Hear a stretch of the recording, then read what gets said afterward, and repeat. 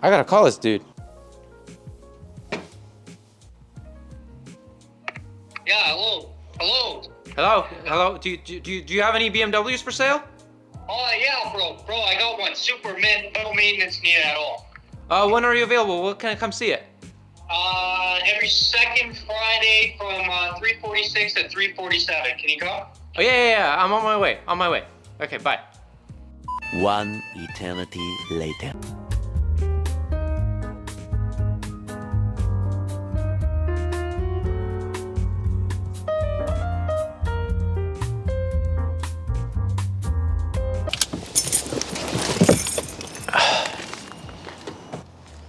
Wow, this thing looks sweet. Look at that front lip. Look at those headlights. Oh, side skirts, everything. This thing looks awesome.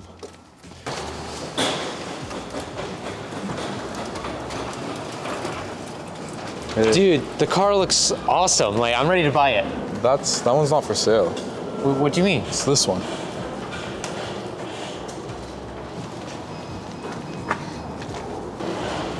No, God! No, God, please, no! No! No! No!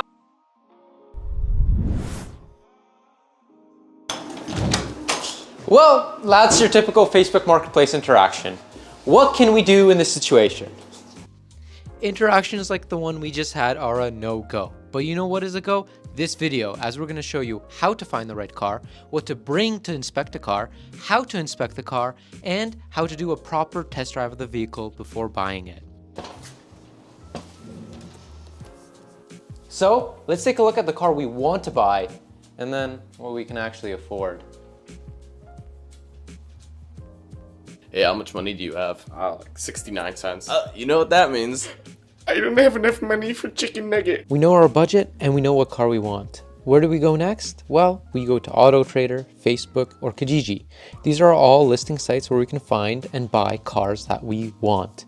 So which one is the best? Auto Trader is great because it gives you actual values of cars. For example, let's look at this beautiful M3 we want to buy. Oh no, I don't think we can afford that. But Auto Trader does tell us if this is a good price, bad price, or it's above market value. This is a great tool as this basically replaces Kelley Blue Book. Kelley Blue Book used to tell us what the value of a car is.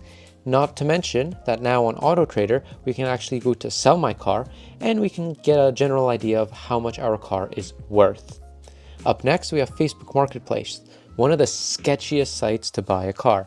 You don't know who's selling, what's selling, no guarantees, no dealers, no nothing, but it does have the best prices. This is actually where we found our 335i.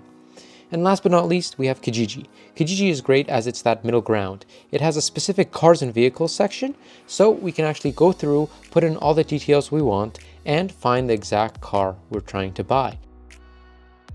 Before we jump into what you need to bring to inspect a car, let's go over what the seller needs to have ready for you. The one important item the seller needs to have for you is the used vehicle information package. This is a legal requirement in Ontario for the seller to provide to the buyer. It includes information such as mileage history, owner history, and vehicle title status. In addition to this used vehicle information package, some sellers might provide a Carfax report. A Carfax report will give you details about accident history, lien and loan history, and other big red flags of the vehicle that you might want to avoid. When the seller has the Carfax, it usually means they are an honest and trustworthy seller. So let's go check out some cars. All right, my fellow used car explorers, what do we need in order to inspect a car? Let's start off with some tools. We have our ratchet. We'll have our tiny little 10mm, because these disappear everywhere. We'll have a few extra bits, which include Phillips and flatheads, and then we can grab a rake in order to wipe down any surfaces, and we can't forget our adjustable wrench. This will come in handy, we never know. Up next, flashlight. We want to see what we're looking at. Then we can move into diagnostic tools like our multimeter, and then we can grab our OBD2 scanner. This scanner will allow us to look for codes in the car. Paper towels or shop towels are great as these will allow us to wipe off any oil off the dipstick and oil where it might be leaking. Then we can grab our tarp or some sort of pillow so we can easily kneel down and get to looking at those hard to see places. Last but not least, we want to grab a camera and a notepad, which is our phone. So with our phone, that completes all the necessary items in order to inspect a car. This is our Hoopty 335i, a huge financial mistake, something that you want to avoid. So we have some tips for you so you do not make that same mistake. Let's start off with looking at the engine. No, we're gonna start looking at the bottom of the car for rust. We live in Ontario, which is the Rust Belt of Canada, and cars tend to get pretty rusty here. So if it's a bit rusty, we wanna run far away. Hurry! He's trying to get loose! Now let's look for any body damage, like this. Let's look for any dents, just like this one. And let's make sure that our headlights are properly installed and not like this. So for filming purposes, we actually lifted the car up to be able to better show you the underside and items you should look for underneath the car. Right here, we can already see we have some rear bumper damage. It had scraped, so either over a curb, backing up, something like that. Over here, we can see side skirt damage from hitting a curb on the side or maybe somewhere low with rocks, so that is clearly damaged. And then underneath the car is gonna be difficult to see, but what you can see is that all the plastic panels are here. The one that we can see is missing is actually this front panel. It'll be very evident because all of this will be exposed. There should be a plastic cover here that protects all these components from the road. So if this is missing, it means that it was either damaged or got ripped off by the undercarriage scraping on a curb or somewhere on the road. In the absence of the under tray cover, we need to look for rust because now all of this is exposed to salt and other things like that. We can see some corrosion actually already starting here, which is not too bad yet, but we'll have to sand this down and protect it so the rust does not get worse. You would actually be able to see this from outside the car, as when we look from this angle, we can see it rusty. So basically, if it is rusty, we don't want to buy it. We just want to run. And let's not forget to check our fender liners for any walnuts. No, just rust.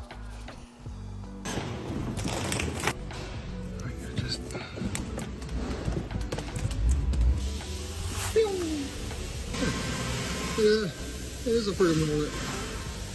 Up next, we want to look at the wheels and look for any light curb damage or massive curb damage. In addition to looking for curb rash, we want to make sure our wheels are somewhat straight. If we see any weird bends or any weird curves, it could mean that our wheels are bent or cracked. And that's the last thing we want because cracked wheels will A, leak, and B, if they hit a pothole too hard, will actually break into pieces. Last thing we want. After we look at the wheels, we want to look at the tires. Every tire will have a DOT with the date of manufacture. We do not want tires older than 10 years. These tires were produced on the 40th week of 2010, which means they are 14 years old almost. No go.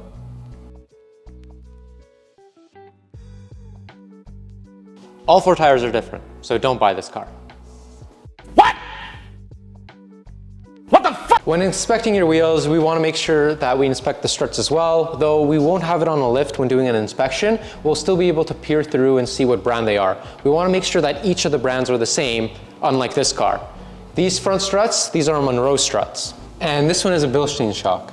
And this strut is just a no-name strut. There's no branding on it, no nothing. So probably China.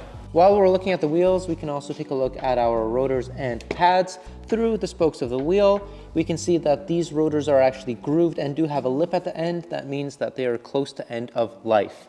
So they'll have to be replaced. Here I have the rotor from actually the Miata that I recently did a replacement on. These weren't in an as bad condition, but we can already see the grooving and the lip starting on the end of the rotor. So if we take a look at this brake pad, we can see that it is worn and close to life. This would indicate it's time to replace. Brand new pads will be much thicker and have lots of life. So this is very thin and this will not pass safety. Up next, we want to open the hood, and to do that, we pull the latch here or here, and it should pop right open. While opening the hood, we can make sure that our hood struts or hood brace work properly. If they don't, that's another thing we would have to go ahead and replace. And always make sure to check that the hood latch is functioning properly, as ours is missing the spring and does not go back to resting position. Taking a look at the engine bay, sometimes too clean does not mean good. It might mean that there was some issues or recently things were changed and cleaned up and they're trying to hide something. A dirty engine bay sometimes means that the car has been well maintained and that they are not trying to hide any oil leaks or any other leaks that will pop up over time. Unlike this car here, it's dirty and full of leaks, so you get the worst of the worst. Uh-oh. What?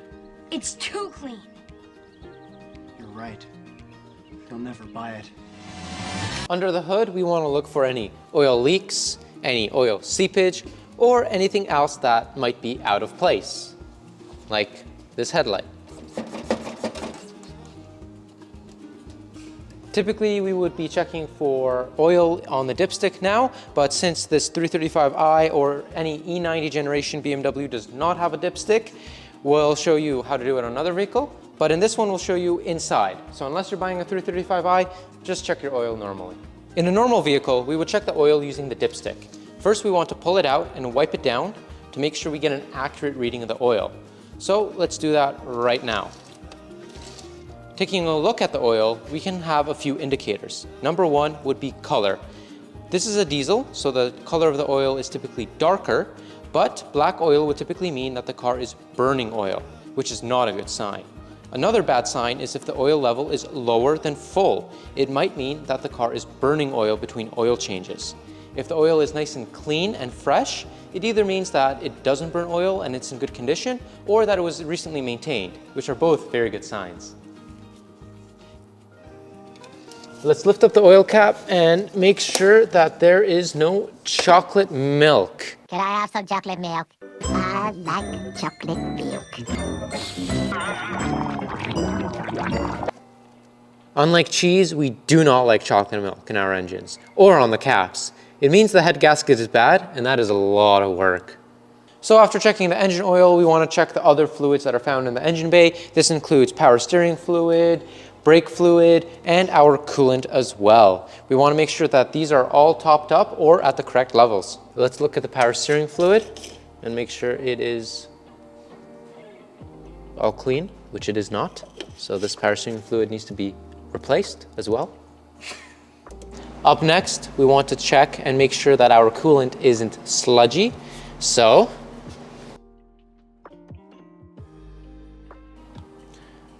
which ours is. Some cars have specific coolant colors. Like VWs require a pink coolant, Toyota takes a red, and BMW takes a blue. If the colors are off, it's a big red flag. And our BMW has green coolant. You want to go through the engine, check all the hoses for any leaks or holes. Now we're going to check for the battery. Typically you would find it somewhere here under the hood, but because this is a BMW, a luxury sports sedan, it'll be found in the back because these cars want to have 50-50 weight distribution. So let's head over to the trunk and take a look there. Lead acid batteries typically last from 5 to 7 years, depending on the brand. Some a little shorter, some a little longer. Like this BMW has is an AGM battery. Those typically last up to 10 years, so much better lifespan of battery. So the typical voltage we would want to see in a battery is between 12.2 to 12.6 volts, and that indicates a healthy battery. This one is 12.2, so it's on the lower end. It could mean that the car wasn't driven much or the battery is getting of age. Another thing that we want to check is the date stamp on the battery. You don't want an AGM battery that's older than 10 years. Ours is actually built on the 6th week of 2020. The first number always represents the week, so it'll go up to 52, and the second number will represent the year, so 20 being 2020. So 6th week of 2020 means that this battery is not yet 10 years old and good to go. Before we hop into the car, let's have a last look around for any scratches or damage. Even if a car may have been lady driven, it could have been driven by a girl that's like, whoopsie, I'm an asparagus, and hopped curbs and curbed her car all the time. So let's have our last look around. Ridges be like oopsies. and then blame it on their zodiac. Like, oh, sorry, I'm an asparagus. Once we're inside the car, we can look around for any major damage. So look at the door cards, just like on that side. The door card has clearly been eaten. I don't know if it was by a dog or the owner was just hungry and he took a big bite out of it. And then we can take a look at the armrest, the shifters, or any other damage and make sure that everything's working. Look at the bad door card, we can see wear and a bunch of different yucky things on it. Looking at the interior, we want to make sure that the bolsters don't have any wear, unlike these that have lots of wear. We want to check underneath the mats and at the footwells, make sure that there is no water or no seepage here. This is where it'll typically pool up and collect when the sunroof drains are clogged, and we do not want that because that will cause lots of electrical issues and lots of red flags. We want to make sure that any of the switches, all the windows work, make sure that all the regulators work, so all the windows are going up and down correctly. We want to make sure that with ignition on, that the blower motors are working, that they're blowing cold or warm air. In our case, the AC is broken, so it is not blowing cold air, but that is something we should check. Then we can also check that all the seat electronics work. So put the seats up, down, and in every direction to make sure all the motors and rails are functioning properly. Now let's check if the radio works and listen to some tunes. Would you like am or fin?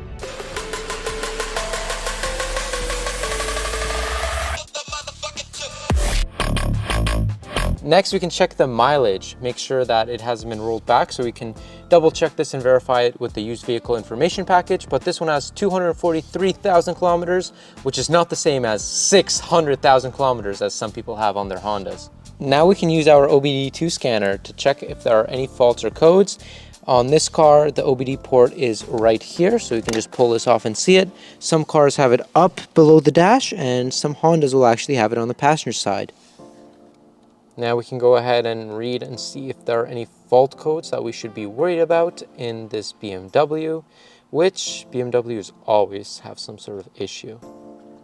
And cylinder 4 misfire detected, and that is all that we have. So we'll have to figure that out at a later time. Now that we've scanned the car and saw what codes exist, we can take it for a test drive, and remember to scan it after the test drive to see if anything new pops up. Let's also not forget to check all the lights. We want to check the headlights, taillights, blinkers, and any other important lights that we need to pass safety. While we're checking the lights, let's also make sure that Tommy's up there helping us look at night. Bro, why is there a mosquito in the headlights? He's my friend Tommy. He helped me see at night. So up next, what we'll be doing is actually doing the test drive. We want to start the car and listen how it runs. We're going to be doing a cold start. We're going to be listening to it cold while it warms up. And while it warms up, we can also take a quick look into the engine bay, see how she's running, see how she's doing overall. Oh, I feel like I'm all warmed up inside. I feel all warmed up inside. I feel all warmed up inside. You can hear that the engine is running, whether it be good, not good. You can look for any smoke coming out, whether it be from the exhaust or from other components. Like we can see this is in the wrong spot. We can see a lot of different issues. We can hear like ticking, the lifter tick could lead to other issues as well. Nice. Like here we have a little bit of smoking, and that must be from all the oil that's collecting on the downpipe. Now let's take the car for a test drive. The car is all warmed up. We heard some weird noises coming from it. We saw some smoke coming from it. All telltale signs that maybe you don't even need to take the test drive. But we're going to take the test drive of this 335i. When driving the car and test driving it, flooring it is extremely important. It'll showcase what's wrong with the car at full tilt. Floor it? Yes. No! No! Don't floor it! Floor it? No! No, no! Don't floor it! Okay, floor it! In addition, when we're going over speed bumps, bigger bumps, things like that, that's when we can actually hear if there's issues with the bushings and stuff like that. Boom. Right now, we've floored the car and we have a transmission issue. It says that the transmission has a malfunction. Let's get this recorded. Boom. See? We have a bad transmission malfunction, which is not good. We have to watch out how the car drives, and we kind of came into this expecting this since the transmission was leaking. So we got to take it easy and probably end this test drive very soon. We want to make sure that at its peak performance, the car is functioning correctly. That can lead to us finding out issues with the Vano system, with the turbochargers, with the injection, with the transmission. Because when the car is being pushed, it's being pushed to its maximum, and that's when the issues come out.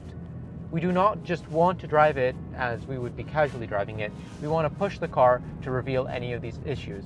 If the seller doesn't want you to push the car, that's a big red flag. He knows that something's wrong, and he wants to avoid you finding that out before you buy the car. When test driving the vehicle, we also want to go from side to side, and we also want to go from full lock to full lock. This will showcase any issues with our ball joints or any joints underneath the vehicle or additional bushings we may have missed. So when we're at full tilt and we hear a clicking or anything like that, big telltale sign that the ball joints are worn out and have to be replaced. That is a big hazard, so we want to watch out for that one. Fuel, air, oil, gas, throttle response, all things that are to be taken into consideration when test driving the car. We want to make sure that the throttle is responsive. We want to make sure that we don't hear any air leaks or turbo leaks, boost leaks. We want to make sure that it's fueling correctly, there's no fuel cutting. Other things like that are all important. That'll all come from how the car reacts to you flooring it, giving it some more gas and stuff like that. Another thing to check when driving a BMW like this is making sure that the Vanos is working correctly. Vanos is like VTEC or variable valve timing in other vehicles. It ensures that the valves open up at a certain time to increase the power at higher RPMs. This is important for performance cars and to get kind of the most power and potential out of the motor. These Vano solenoids can be expensive and annoying to replace as they have to be coded into the vehicle. So we want to make sure that this or VTEC solenoids, VVT solenoids are all functioning correctly, and those are only seen when we're pushing the car to its maximum.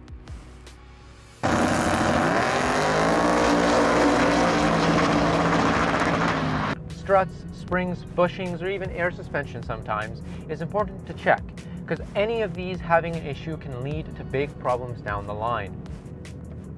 Another key thing to look out for is letting go of the wheel and seeing if the car goes in a certain direction. Here we know that the right strut is blown, so the car is pulling in the right direction. We want to avoid cars like that, as that might not just be the strut, it might be other things as well. We want to make sure any indications, just like the ones that popped up for either low tire pressure, transmission malfunction, other things, are things we want to stay away from. All these indications mean that there's something going wrong with the vehicle, and we want to highly avoid it.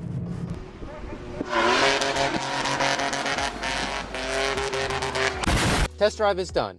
Time to scan the car again, pop open the hood, and see what else is leaking. And after that, we can formalize a proper offer for this car, as what the seller is asking is absurd. Let's give him an offer he cannot turn down.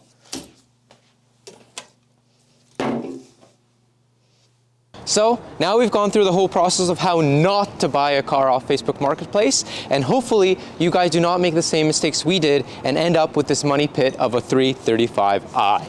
Stay tuned for more videos where we try to restore this car back to its former glory. So thank you so much for watching, and see you in the next one. Remember, Parts Avatar has got your back, so don't forget to subscribe to the Parts Avatar channel so you don't miss any of these exciting videos.